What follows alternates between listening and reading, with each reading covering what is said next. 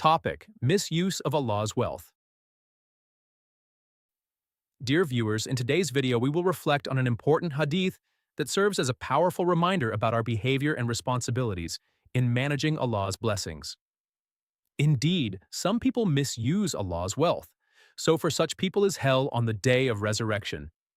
In this hadith, Prophet Muhammad, peace be upon him, warns us about the grave consequences of unjustly using the wealth entrusted to us by Allah.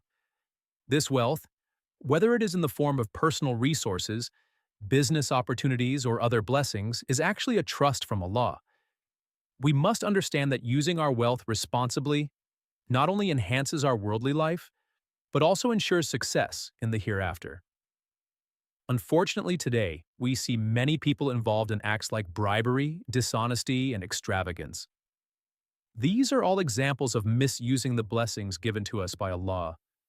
On the other hand, if we use our wealth to please Allah, such as by giving charity, helping the needy, and prioritizing lawful earnings, it will become a source of blessings and success, both in this world and the hereafter. My dear brothers and sisters, this hadith is a reminder for all of us to be mindful of how we use the wealth Allah has given us. Let us make a commitment today to use our resources in lawful and beneficial ways. If you found this video helpful, please like and share it so that more people can benefit from this message.